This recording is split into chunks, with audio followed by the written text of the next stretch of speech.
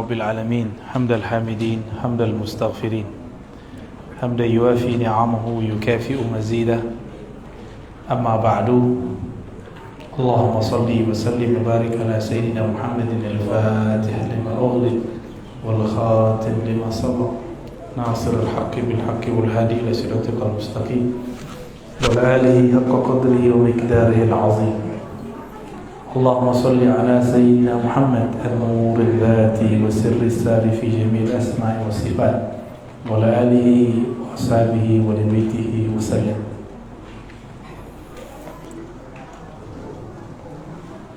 Bapak Ibu jamaah yang dimuliakan Allah,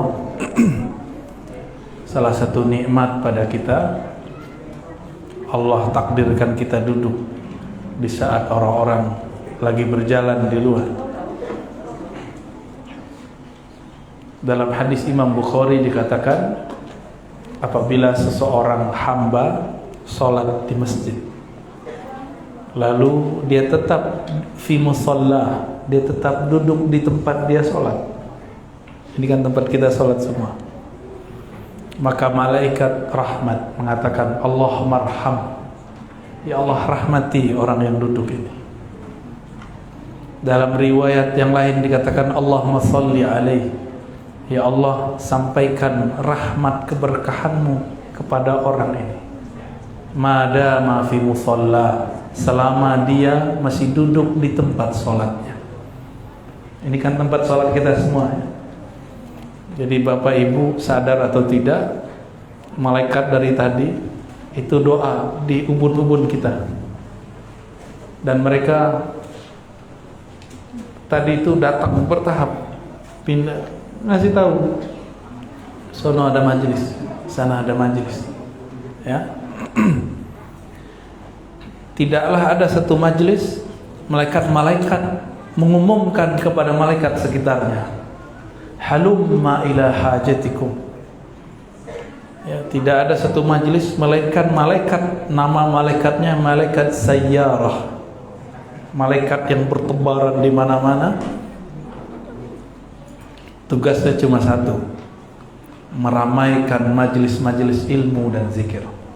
Semoga majelis kita termasuk majelis yang diridhai oleh Allah SWT. Jadi ini kalau kita dibuka nih mata batin oleh Allah, ini gak ada atapnya Pak. Aku ngeliat sampai ke atas tuh orang bersayap sampai langit sana. Maka sebagai tanda terima kasih kepada Rasulullah SAW, kita kirimkan Al-Fatihah untuk beliau, untuk guru-guru kita semua, orang tua kita, dan semua yang hadir malam ini. Semoga Allah membukakan hati kita semua. Al-Fatihah. Bismillahirrahmanirrahim. Maliki yaumiddin. Iyyaka na'budu wa iyyaka nasta'in. Shiratal ladzina an'amta 'alaihim waladdallin. Kembali kepada doa malaikat tadi. Ternyata ada sir rahasia yang sering kita lupa. Setiap kali masuk masjid ada doa. Apa doa masuk masjid? Allahumma ftahli abwaaba rahmatik. Tapi di hadis lain cukup sholawat. Saya bertanya-tanya, kok di hadis ini sholawat, di hadis ini doa? Ya Allah bukakan bagiku pintu-pintu rahmat. Bukan satu pintu. Abwaab itu plural, jamak daripada bab. Bab satu pintu. Kalau abwaab banyak pintu. Ya Allah bukakan bagiku pintu-pintu rahmat. Pintu rahmat itu tidak hanya kiri kanan, itu dari atas, macam-macam. Tapi di hadis lain, masuk masjid cukup baca sholawat. Saya lama mentafakuri hadis ini. Ternyata pintu rahmat itu adalah Rasulullah SAW. Ya. Jadi kalau kita sholawat, Allahumma sholli ala Sayyidina Muhammad, rahmatnya turun 10 kali. Kalau kita doa, Allahumma ftahli abwaaba rahmatik, dibuka juga, tapi belum tentu 10. Ya. Oleh karena itu ulama kita menggabungkan doa masuk masjid. Jadi jangan lupa masuk masjid baca doa. Jangan selonong-selonong aja, ini tempat malaikat rahmat berkumpul. Tidak ada tempat ibadah yang menyembah Allah di dalamnya, melainkan malaikat rahmat berkumpul di dalamnya. Jadi kalau masuk, tenang dulu sebentar, kaki kanan dinaikkan. Ya, tadi begitu nggak? Main masuk aja. Ya, belajar ada tempat rahmat bercucuran. Rahmat bercucuran. Dan rasakan kalau hati sudah terkoneksi, nikmat rasanya. Maka Bapak Ibu ini kalau zikiran sendiri 10 menit terasa lama, tapi kalau ngaji taklim 1 jam pun terasa sebentar. Kenapa? Karena taklim itu adalah buah-buah dari taman surga. Kalau zikir kadang-kadang belum matang buahnya, makanya kadang zikir pahit, ya. Karena dia ngobatin dulu. Zikir itu ngobatin. Az-zikru shifaun. Zikir itu obat. Bagi orang yang sudah lama berzikir, zikir itu tidak hanya obat, bisa jadi silah, senjata. Jadi ulama itu nggak perlu bisa bersilat, cukup dia doa selesai. Ulama orang kenal Allah, ya. Tadi kita makan, teman-teman pada senang. Makan di suatu tempat, kawan kita yang sudah niat mau bayar, tahu-tahu kaget sudah dibayarin. Nggak kenal juga nih orang berdua. Dia sebut, saya murid Habib Fulan. Oh, langsung. Jadi cukup dengan, oh saya murid Habib Fulan, baru tawassul sama zuriatnya. Sudah senang, apalagi tawassul dengan kakeknya, yaitu Rasulullah Sallallahu Alaihi Wasallam. Jadi kalau masuk masjid, ini tempat rahmat, maka minta Allahumma ftahli abwaab. Nah, adik-adik itu udah hafal, cuma mereka kan anak-anak, nggak mengerti rahasia. Kita kalau sudah mengerti rahasia, kita ambil. Jadi kalau masuk masjid, tenang dulu sebentar, kolbunya diajak masuk. Masukkan kaki kanan, baca doa Allahumma ftahli abwaab rahmatik, tambahkan salawat wassallallahu ala sayyidina Muhammad. Jadi dapat semuanya, ya, gabungan. Jadi ulama itu meriwayatkan banyak hadis, lalu mereka gabung jadilah sebuah panduan amalan.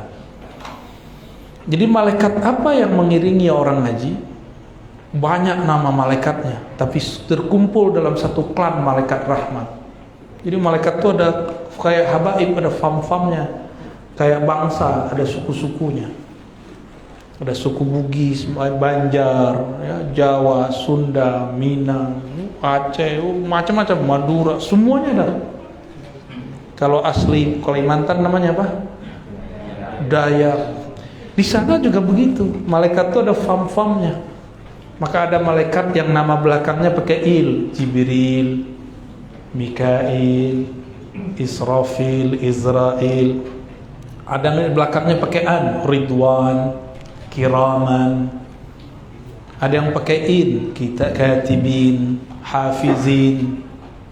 Ada yang pakai ta, sayyarah, hafazah. Itu fam-fam kan mereka. Hamalatul arsh. Ada malaikat zikir-zikir, malaikat azkar. Ya, banyak.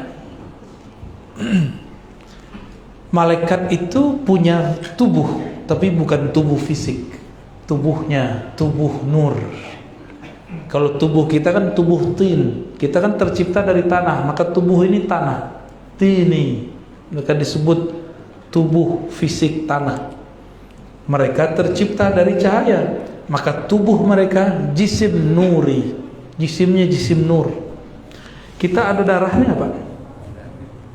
Kalau kurang darah kita gimana? Disuruh makan ini, makan itu, ya. Ada makanan khusus yang bisa meningkatkan darah. Kalau kita lemas, semuanya dikasih minum nih airnya. Malaikat itu juga sama. Malaikat itu punya nutrisi, punya makanan, punya sarapan, punya cemilan. Ya. Kalau malaikat menghadiri majelis zikir, dia sedang pesta. Jadi kapan pesta malaikat? Kalau ada majelis zikir. Di atasnya pesta lagi, taklim. Jadi kapan mereka kemudian girang? Kalau ada taklim. Antum ngumpul baca Ratibul Haddad, itu malaikatnya senang sekali. Maka orang-orang tertentu yang rohaninya lembut, rohaninya bening, itu bisa merasakan kehadirannya, penciriannya bulu roma berdiri. Pas zikir, ya. Ya qawi ya matin, gitu ya. Ada kan zikirnya? Macam-macam zikirnya tuh. Kalau Ratibul Attas itu bismillahnya diulang-ulang. Bismillahirrahmanirrahim, Bismillahirrahmanirrahim. Itu ada sir, ada rahasia semua di situ. Dan ternyata di setiap huruf-huruf zikir, terutama zikir-zikir Qur'ani, di situ ada malaikat ribuan yang memikul, yang membersamai lafaz tersebut. Jika dibaca dia hadir. Tapi hati-hati, setan, iblis, karena mengenal rahasia itu, dia siapkan tentara-tentara malaikat palsu. Inilah yang dijadikan untuk menyesatkan calon-calon wali Allah. Dia lihat kayak malaikat, padahal bukan malaikat. Iblis ini kan dulu pernah jadi pemimpin malaikat di surga. Mimpin zikir, mimpin ibadah malaikat di surga. Tapi mohon maaf, imam masjid ada yang sok nggak? Kalau nggak ada saya nggak jadi nih, nggak jalan. Majelis nggak jalan. Ada yang ngomong gitu nggak? Saya banyak pak dengar. Yang begitu biasanya nggak mau ikut ngaji sama saya biasanya. Kalau ikut ngaji biasanya itu hilang. Rata-rata nggak mau ngaji, ngerasa udah alim, ngerasa sudah cukup dengan rotib-rotibnya. Lah itu rotib kan ditulis di zamannya. Zaman sekarang ada rotib baru, ada rahasia baru. Kan kita belum keluarin aja pak, ya tahap lah ya. Ada wirid-wirid untuk senjata di zaman ini. Dulu masyayikh kita buat zikir untuk zaman dia. Maka setiap masa ada ulama yang meramu zikir-zikir Quran, Sunnah. Bahkan mereka dapat persetujuan dari Allah secara rohani. Itu dikumpulkan untuk senjata akhir zaman. Kita jangan bilang, oh ente buat jalan baru. Tidak. Al-Habib Al-Haddad, Abdullah Al-Haddad, dia kan juga mengumpulkan yang sebelumnya belum dikumpulkan. Ya. Al-Habib Al-Attas, dia mengumpulkan kumpulan zikir sebelum beliau itu orang tidak berzikir seperti itu. Hasan Al-Banna nulis Al-Ma'thurat, itu kan tadinya sudah ada yang lebih lengkap. Dia buat versi dia sendiri. Setiap wali-wali Allah itu dia punya perbendarahan zikir, ya. Namun mereka ini tidak mau sombong. Kalau masih ada yang lama pakai dulu, ntar tambahin dikit gitu, ya. Khawatir umat pada kaget. Jadi saya, walaupun saya mengijazahkan di majelis Ratibul Haddad, Ratibul Attas, saya punya wirid sendiri pak, yang nggak ditulis di situ, ya. Tapi dari Quran juga, dari Sunnah juga, dan dalam pengalaman rohani sendiri kita mendapatkannya. Tentu nggak boleh keluar dari kaidah Al-Quran dan Sunnah, karena Al-Imam Junaid mengatakan ilmuna muqayyadun bil kitabi was sunnah. Ilmu kami, ilmu zikir ini, ilmu ma'rifatullah berkaitan muqayyad, nggak boleh keluar dari kitab dan sunnah. Jadi malaikat-malaikat mereka kalau mau makan, mau minum, mau pesta, apa yang mereka lakukan? Mereka hadir di majelis zikir. Ya. Berarti Bapak Ibu ini kalau rutin buat majelis, di sini sudah ada majelis ratib. Ya. Udah, ratib apa? Belum punya. Harus ada ratib sekali seminggu aja, malam Jumat atau pagi Jumat atau pagi subuh. Ratibul Haddad atau Ratibul Attas. Ratibul Attas jarang ya. Mau nggak ngamalin? Ya. Itu antum bawa kertas kosong aneh jazain ya. Ratibul Attas, amalin tuh, itu asrar basmalah ada di sana. Harus punya wirid. Kata Imam Abu Ali Ad-Daqqaq yang dinukil oleh Imam Al-Qushairi dalam Ar-Risalah Al-Qushairiyah, zikrullah itu adalah senjatanya murid, senjatanya salik. Itu murid. Kalau wali beda. Murid senjatanya apa? Zikrullah. Senjata kalau di zaman sekarang seperti pistol. Kita punya tujuan nih, nembaknya pakai apa? Pakai zikrullah. Punya musuh, numbanginnya pakai apa? Pakai zikrullah. Itu kalau murid. Kalau wali beda, Pak. Wali nggak begitu dia mekanismenya. Kalau wali itu ada musuh, nggak mesti dilawan. Kalau bisa jadi kawan, nah itu wali itu. Kalau ada orang dendam, nggak balas mendendam, tapi justru kemudian diperbaiki kolbunya, itu wali itu orang. Ya, kalau murid masih emosi, ya, singgung dikit, colek dikit, nggak tahu dia saya ini pemegang Ratibul Haddad, Ratibul Attas. Itu kenapa? Emang situ udah jadi sakti pakai ratib. Ayo coba sini, ya, colek dulu sini, tumbang paling. Ya. Jangan kita merasa hebat dengan wirid-wirid kita, biasa aja. Yang bisa bikin kita zikir siapa? Kita doa, Allahumma a'inni ala zikrik. Ya Allah, bantu aku berzikir. Benar. Jadi yang bantu kita zikir siapa? Kalau Allah nggak bantu, antum nggak bisa loh nyebut nama Allah. Itu nama Allah lebih berat daripada langit dan bumi. Diturunkan kepada gunung, gunungnya hancur, bergetar dia, khasyi'an mutasaddian. Tapi manusia punya chip, punya rahasia di dalam dirinya, namanya kolbu.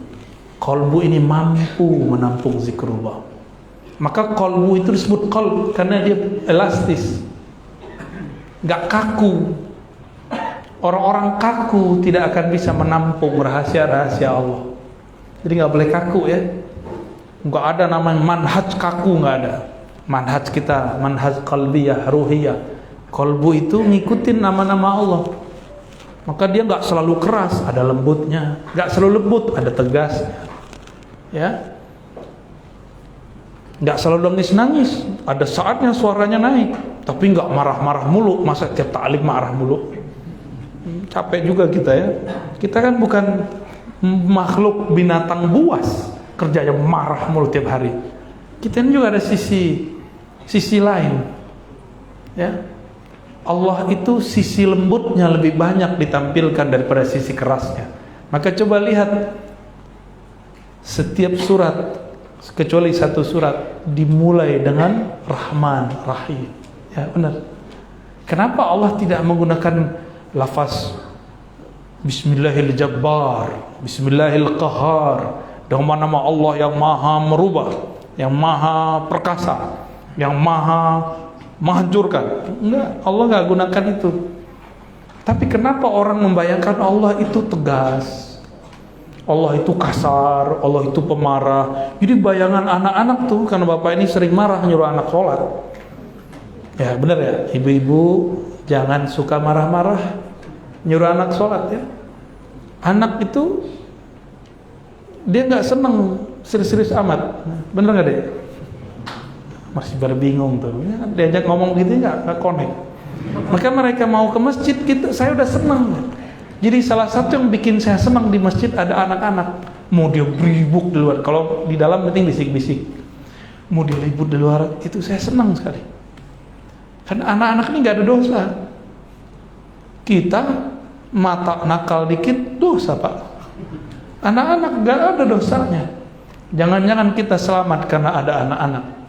Maka dulu kakek dari guru kami, Syekh Taufik Al-Buti, dia punya kakek namanya Mula Ramadan Al-Buti. Kalau ada kejadian besar di Damaskus, Suriah, maka untuk sholat hajat atau sholat istisqa atau sholat apa, itu dikumpulkan anak-anak. Suatu kali paceklik tidak turun hujan berbulan-bulan. Kebayang nggak? Hujan nggak turun berbulan-bulan, itu air nggak ada. PDAM belum ada zaman itu. Datang ke Maulana Mullah Ramadan Al-Buti. Lalu beliau bilang, baik, kalian yang besar-besar puasa. Nanti di hari ketiga kita berkumpul di Masjid Jami', bawa anak-anak kalian semua dibawa. Benarlah, ketika khutbah istisqa ini kan khusus doanya. Beliau baru doa, yang pertama nangis bukan bapak-bapak, yang pertama nangis air mata anak-anak turun, hujan langsung turun. Itu anak-anak tersentuh dengan doa aki-aki ini, namanya Maulana Mullah Ramadan Al-Buti. Ternyata beliau seorang wali Allah. Doanya mustajab. Dia tahu menjadikan doa, menjadikan zikir untuk memanjatkan doa. Zikir itu senjata. Yang ahli pakai senjata siapa? Bapak bisa main pistol nggak, Pak? Pistol-pistolan ya? Oh, Bapak ini jago main pistol kolbu, nembak orang. Yang jago main senjata siapa? Gak usah senjata pistol lah, pisau, pedang. Saya kasih Bapak pedang, bisa ngelawan saya nggak? Sama-sama kalah kita, Pak. Karena sama-sama nggak bisa berlatih. Kita mau mukul kemana, perginya kemana, ya? Cara megangnya nggak bener. Pakai pedang begini, nggak nyambung, nggak kena, nggak kuat, colek dikit jatuh. Tapi ama ahlinya, nah, orang yang ahli ini sudah pernah berlatih. Dia berlatih, baru dia jadi ahli. Baru zikirnya dapat menjadi senjata. Jadi kenapa zikir kita nggak jadi senjata? Karena kita nggak terlatih. Itu sebabnya saya menyarankan di sini ada majelis zikir rutin terus. Nanti Bapak coba lihat, mungkin awal-awal masih sepi, tapi kalau sudah rutin, ini ustadznya kan nggak sabar. Jadi ustadz nggak sabar, gimana sih jadi ustadz? Ya. Gimana mau jadi murabbi, pembimbing ruh, pembimbing nafsiyah? Dia aja nggak sabar sama dirinya, gimana mau sabar sama orang lain? Ya. Jadi mulai orang mau 7 orang, mau 5 orang, mulai udah bid'ahin orang, biarin. Kita zikir aja, Pak. Saya pasti terantung dibid'ahin orang. Ya, kita maklum lah ya. Atau ada yang ngomong, dia nggak suka bid'ahin. Hari gini masih rotiban. Ada yang ngomong begitu, ya. Kita jalan aja, Pak, dan perhatikan. Nanti orang tambah lama, tambah rame. Kita nggak berharap mereka rame, kita berharap Allah ridho. Kenapa rame? Itu pertanda malaikat sudah tahu. Malaikat tahu, Pak. Kalau malaikat sudah tahu, dia berkunjung terus. Jadi malaikat tuh lebih disiplin. Kalau Bapak nih sudah punya majelis, itu jam berapa, hari apa, dia sudah datang duluan sebelum kita datang. Malaikat yang dulu hadir. Ntar dia ngabarin lagi ke malaikat yang lain. Karena mereka ini kecepatannya cahaya, maka dia mengabarkan seperti cahaya, cepat nyampe. Manusia itu kan ada sisi fisik. Fisik kita ini mengandung 2 karakter binatang ternak yang suka syahwat, makan, minum, kawin, tidur. Benar kan? Ini udah pada kawin kan ini? Ya. Makan kan? Atau udah nggak butuh makan? Tuh, sama kayak binatang ternak. Mohon maaf. Apa yang bedain kita dengan dia? Binatang ternak nggak ada emosi. Berarti ada binatang lain sisi kita. Apa itu? Sisi buas, pemarah. Ada yang suka marah nggak? Hari ini Bapak dimarahin Ibu atau Ibu dimarahin Bapak? Atau kangen, belum ada yang marahin, Ustaz? Maksudnya apa? Masih jomblo. Baik. Ini karakter dua ini, kalau ada rumah makan rame tuh, itu berarti karakternya kita sedang merawat karakter hewan ternak. Benar nggak? Rame rumah makan yang enak, itu kita sedang merawat. Kalau binatang buas tuh cari lawan tuh. Ada sisi lain kita, karakter malaikat. Jadi dalam diri kita ada nur. Nur yang ada dalam diri ini satu jenis dengan malaikat.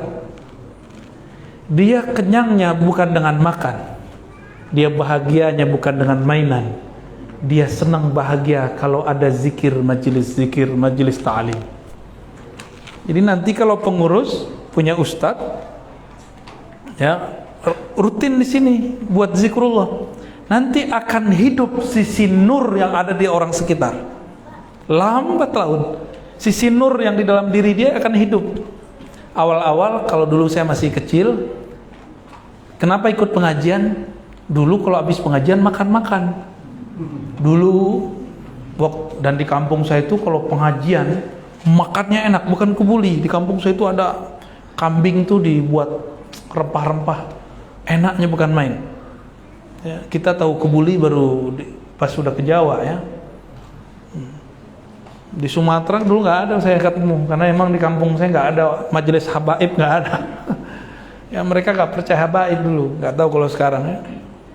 Itu kita mau ke majelis karena ada makanan ujungnya. Itu jadi saya kalau ingat-ingat masa kecil, nih contoh nih bapak ini punya memori masa kecil nggak?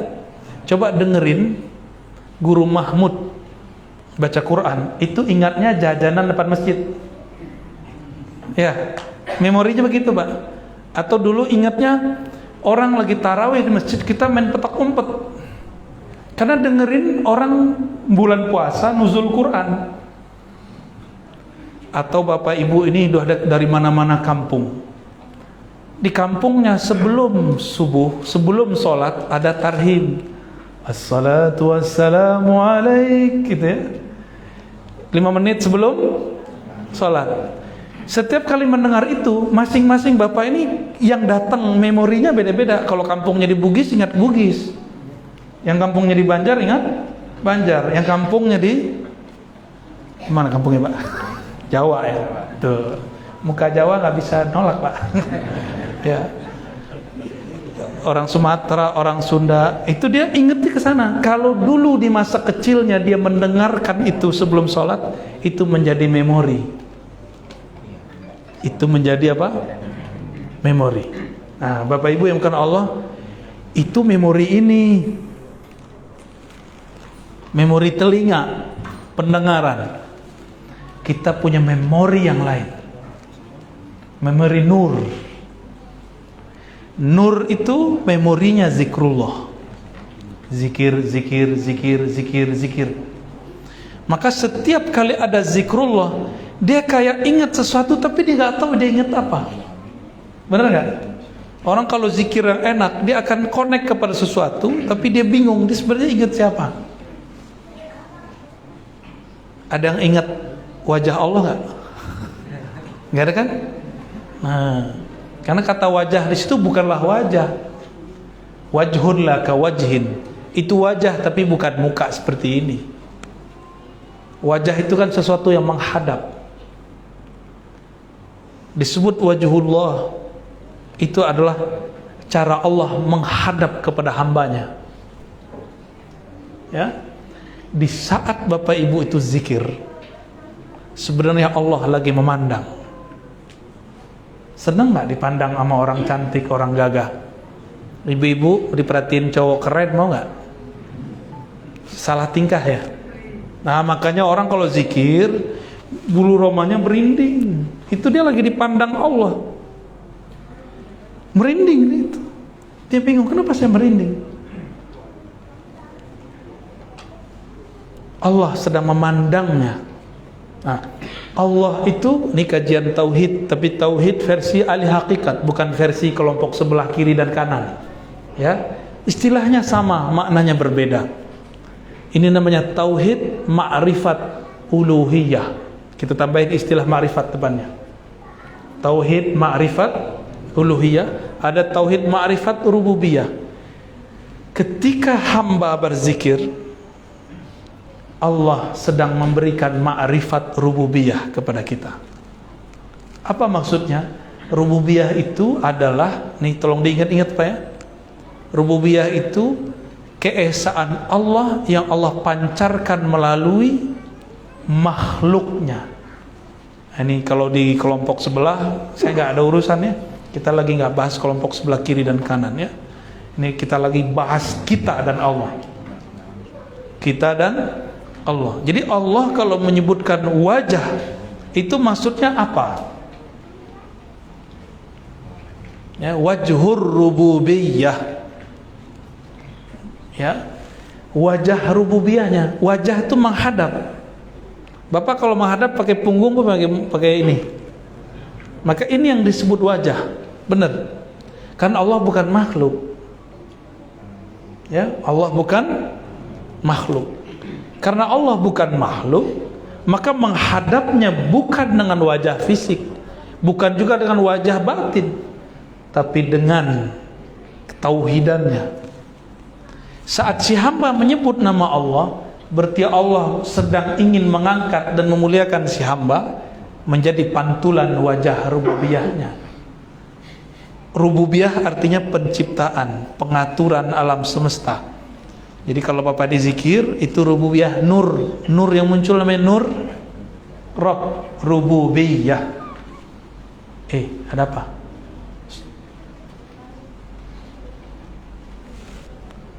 Wajhur rububiyah,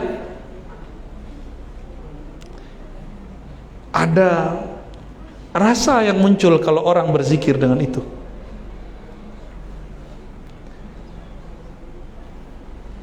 Di sini ada dua cabangnya.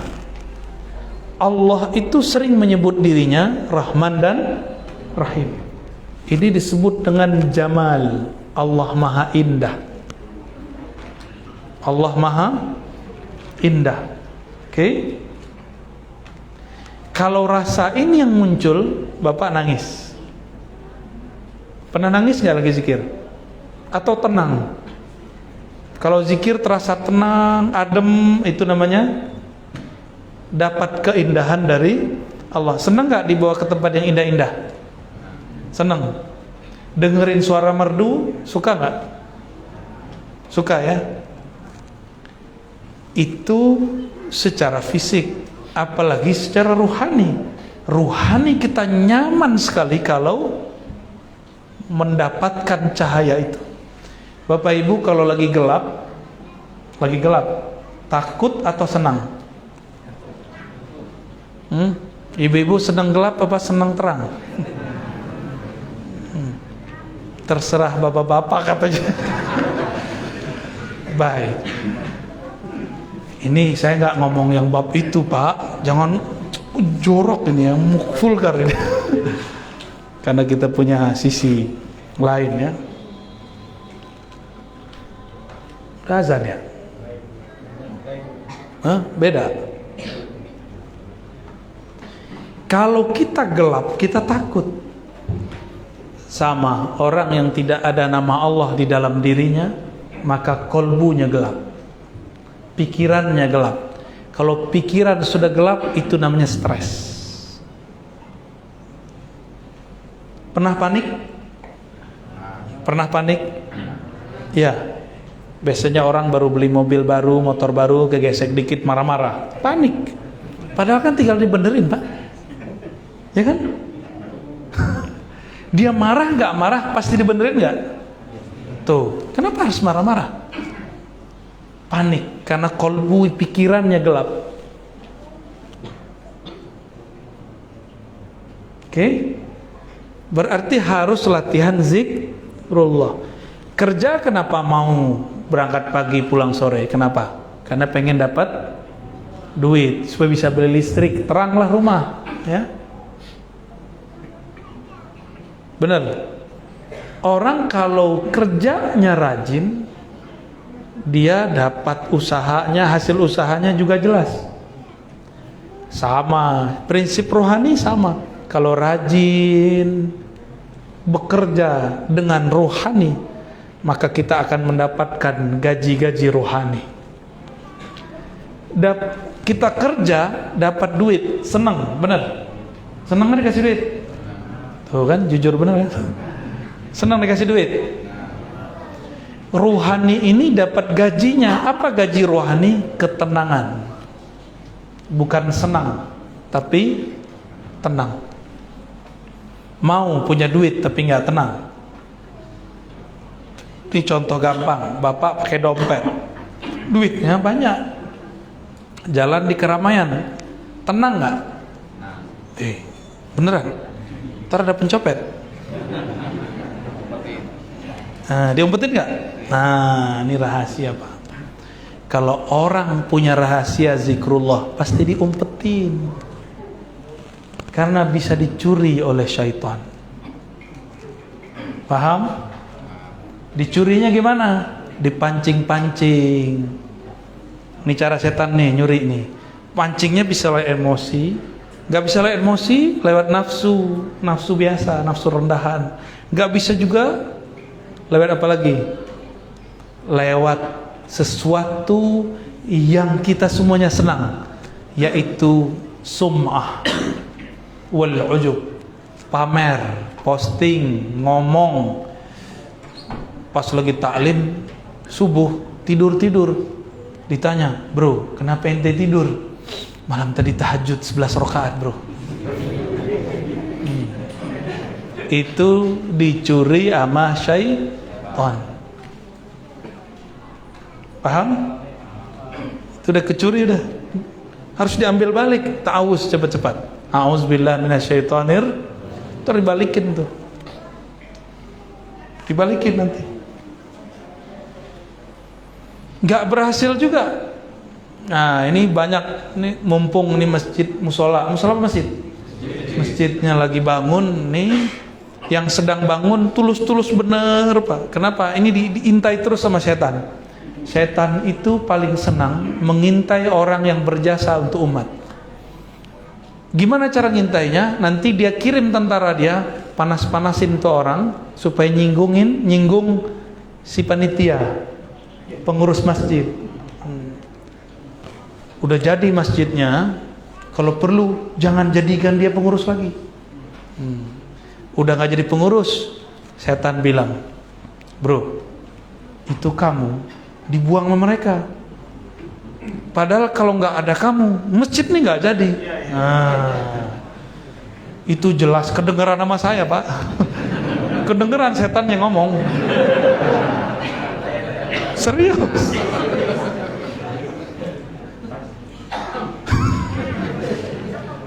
Datanglah, itu banyak ada di beberapa masjid. Setiap sampai di masjid itu datang tiba-tiba orang-orang lama yang sudah terbuang. Padahal orang nggak buang, orang justru pengen dia nggak usah mikirin lagi, istirahatlah, fokuslah ibadah. Tapi setan bilang kau dibuang. Padahal aktivitasnya sama. Maksudnya kamu sudah capek-capek bangun masjid, udah sekarang kamu istirahat, nikmati, jangan ngurus lagi. Tapi setan ngomong, tuh ada anak muda sekarang kurang ajar. Bener. Kalau bukan karena kamu, dia nggak bisa sholat di situ. No, kata-katain sekalian, benar. Maka setan memanfaatkan emosi kita, lalu kita ngomong, itu masjid. Kalau bukan karena saya, ngomongnya ke saya Pak. Dia nggak tahu saya, dengerin dia. Kita intelnya dia kan, ngintelin setan kita. Kalau bukan karena saya nih Ustadz, ini masjid tak jadi. Kena si Bapak. Langsung kita peluk-peluk Pak. Udah tua. Ini kan kalau perempuan namanya Pak baper ya. Nangis-nangis lagi. Ini setan penter. Kalau bukan karena saya ini mesti gak jadi Ustaz. Akhirnya saya bilang, Pak, mau amalan bangun masjidnya Allah kekalkan? Oh mau dong. Cukup, nah, saya agak kenceng ngomong. Kita tepuk ininya. Cukup ngomong begitu ke saya, tidak usah omong ke orang lain. Karena barusan amal bapak dicuri sama Syaitoni, ya, teman dia Tony, tidak ada syainya. Kalau syainya syai Yaman kan boleh, syailillah. Bapak Ibu yang melakukan Allah, inilah yang harus kita jaga. Jangan cuma rajin menabung zikrullah, tapi juga harus menjaganya. Ya, kajian ini sebenarnya judulnya Tazkiyatul Qulub, pembersihan kolbu. Ya, judulnya dikasih di belakang. Kolbu itu dibersihkan dengan istighfar dan tobat, lalu dinutrisikan dengan zikrullah. Lebih dulu mana? Pasti ada yang bertanya, lebih afdal zikir atau istighfar? Bersihkan dulu kolbunya, baru isi. Seperti saya bersih, lihat nih bersih apa enggak. Kalau bersih baru saya isi. Bapak Ibu maukah minum? Sukanya jus apa Pak? Jus tua.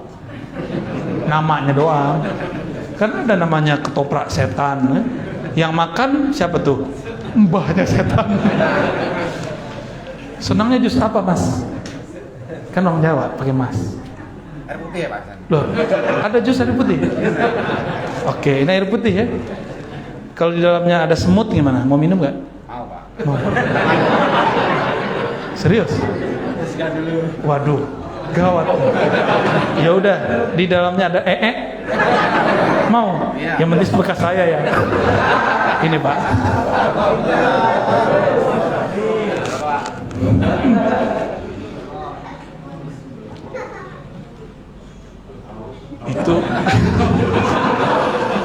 Itu orang mahabbahnya sudah melebihi. Ya udah pegang situ. Nah, saya sudah kenyang Pak. Habis ditraktir orang, sampai bingung mau makan apa. Kalau Bapak lain cerita, mau nggak di gelas ada lalat terus diminum? Airnya bersih, lalatnya menjijikkan. Pernah saya makan gulai namanya kepala kakap. Udah seneng nih, tahu-tahu ada rambut. Jadi nggak nafsu makan Pak. Ya, oh saya lagi kenyang, pura-pura kenyang padahal nahan hati ya. Ada perasaan gak nyaman. Kalau di kolbu masih ada sesuatu kotoran, itulah yang membuat kolbu tidak dapat menikmati zikir apapun. Oleh karena itu harus belajar cara membersihkan kolbu. Caranya istighfar kolbiyah. Di kolbu itu ada noda-noda, catat dalam hati. Pertama syirik. Orang Islam kan gak ada yang syirik. Cuma ada orang Islam nuduh kita syirik Pak. Benar ya? Bapak kan suka rotiban. Ada tawasul, dianggap dia masih syirik. Dia gak tahu arti syirik itu apa, tawasul itu apa. Dia punya bayangan tawasul itu nyembah selain Allah. Jadi dia buat definisi sendiri, terus dia kafir-kafirkan sendiri. Padahal istilah itu bukan istilah dia. Jangan buat istilah sendiri. Coba, ketoprak setan itu isinya apa? Ketoprak kan? Namanya ketoprak setan. Sama kayak hotdog. Emang itu ada dog di situ? Ada dog nggak di situ? Ini adik-adik ini suka hotdog kan? Nggak tahu kali dia hotdog ya? Hotdog itu artinya apa? Anjing hot. Ya. Anjing panas. Tapi isinya anjing nggak? Enggak. Kalau orang makan dia bilang anjir lo gitu ya.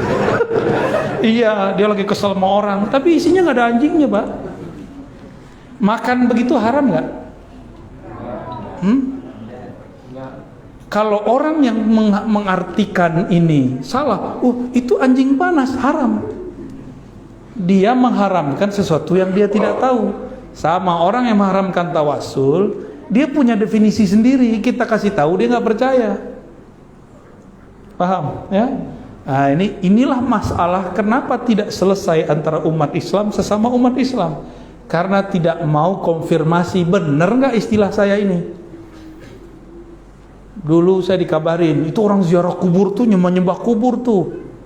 Kita ikut-ikutan juga mensyirikkan orang ziarah kubur. Akhirnya kita penasaran, kita datang ke majelis kuburiyun itu ya. Ternyata nggak ada tuh nyembah kubur, malah doa Allahumma firlahu warhamhu. Mana yang menyembah kuburnya? Ternyata manhaj su'uzzon, ini berbahaya. Manhaj buruk sangka, ini berbahaya. Allah mengajarkan husnuzon, dia bersu'uzzon. Melanggar sunnah nggak? Maka manhaj sunnah itu bukanlah manhaj nyala-nyalain orang. Manhaj sunnah itu manhaj berhusnuzon kepada banyak orang. Ya, udah husnuzon hari ini? Udah, beneran. Tadi jalan kayaknya ngebut-ngebut, ngebel-ngebel orang parah tuh. Taib, ya. Sampai jam berapa? Sudah cukup ya? Ya. Pertanyaannya, baik. Silakan. Bagi jemaah yang bertanya, dua pertanyaan. Nah, kami akan melanjutkan kajian berikutnya. Satu dari laki-laki dan satu perempuan. Pertanyaannya,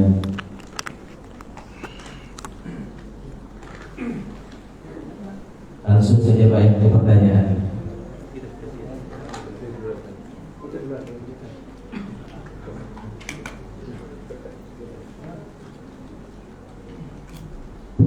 Assalamualaikum warahmatullahi wabarakatuh. Sebelumnya kami mohon maaf, ini ada pertanyaan satu terkait dengan masalah zikir. Zikir di dalam kitab yang pernah saya lihat itu ada namanya kitab Syamsul Ma'arif Kubra dan Mamba Muslim Hikmah. Di sana juga ada zikir, tapi ada yang khusus atau yang lain. Ada talasim, ada wirid dan lain sebagainya. Itu menurutnya bagaimana? Ini yang pertanyaan yang pertama. Yang kedua, sebenarnya kami ingin tahu apa yang dimaksud tauhid mereka, yaitu tauhid 3 trilogi, dan bedanya dengan tauhid kita tentang wahdaniyat. Di dalam kata suci dikatakan wahdaniyat Allah itu juga 3, sifat, fitrah, dan af'al. Sedangkan mereka rububiyah, uluhiyah, asma wa sifat. Nah, di sini tolong dijelaskan letak perbedaannya. Terima kasih. Borong nih Ustaz. Borong bener ini ya. Itu yang pertanyaan kedua saya jelaskan di majelis setelah ini ya. Ya. Insyaallah habis ini kita pembahasannya perbedaan tauhid Ahlus Sunnah Asy'ariyah dan Salafiyah Wahabiyah. Insya Allah. Tambahin nanti Sufiyah. Sama-sama istilahnya uluhiyah, rububiyah, tapi beda definisi. Dan nanti antum lanjut ke sana ntar ya. Sedangkan yang pertama tadi tentang kitab apa? Syamsul Ma'arif karya Imam Al-Buni. Kitab ini tidak diperkenankan untuk dipakai kecuali orang yang langsung talaki, dapat ijazah dan ngaji kepada ahlinya. Karena wifik ini kalau nggak jalur wali Allah pasti wali setan. Walaupun kitabnya ditulis waliullah. Al-Buni kan waliullah. Dia sezaman dengan Ibnu Asakir ahli hadis. Lalu disebutkan dalam kisahnya itu, begitu juga Ibnu Tahir As-Silafi. Beliau ini ditanya oleh Ibnu Tahir As-Silafi dan teman-teman ahli hadis. Al-Buni, Anda ini kok ngomong yang aneh-aneh? Kata beliau, enggak, saya nggak ngomong aneh. Semua yang saya bicarakan asrar Quran. Ternyata dia difitnah. Maka sudah jadi tabiat sunnatullah, siapapun yang memegang ilmu Imam Al-Buni pasti difitnah. Maka antum tinggalkan dulu Ustaz. Karena nggak talaki kan, cuma baca aja kan. Ya jangan, tidak cukup. Itu kitab isinya wifik.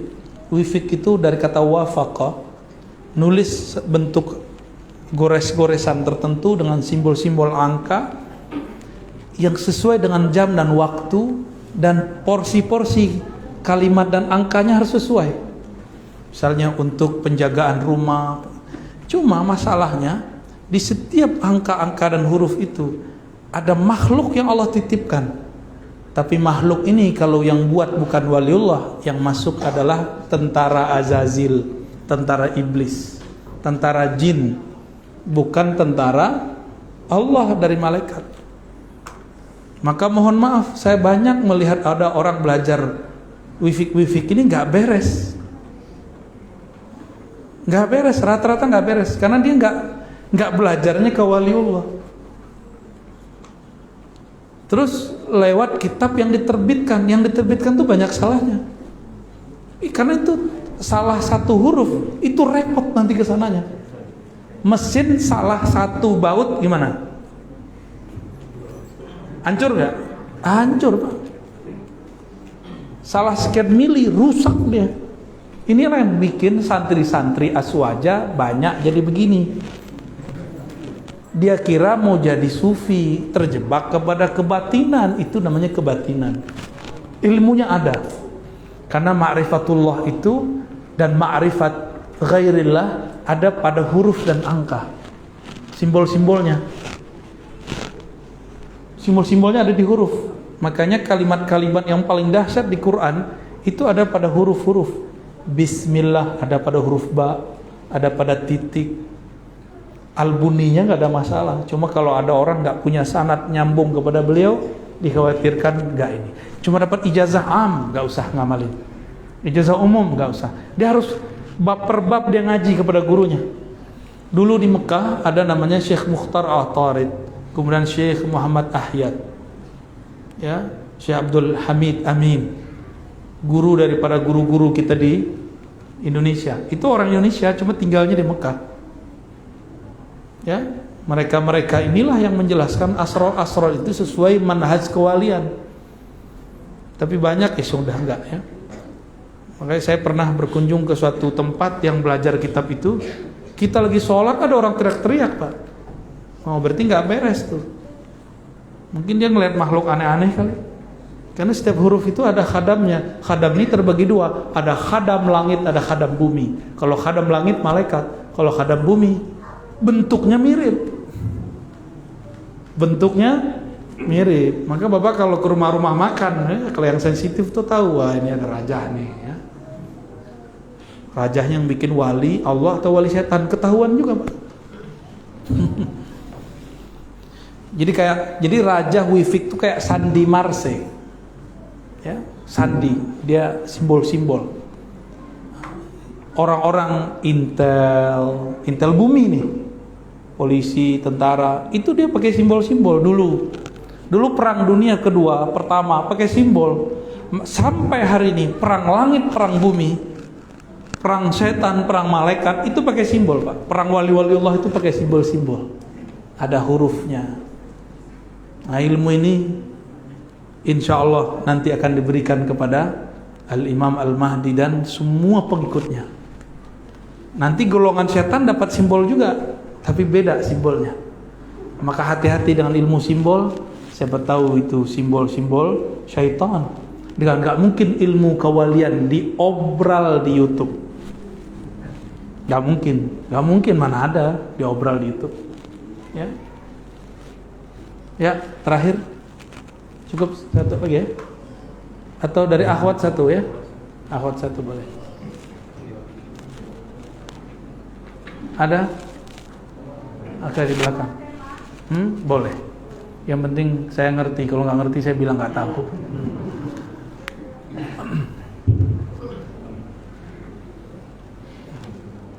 Assalamualaikum warahmatullahi wabarakatuh. Assalamualaikum.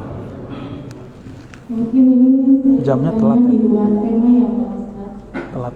Ini saya bertanya meyakinkan hati saya karena lama sudah dilema di hati saya. Saya bercerita sedikit.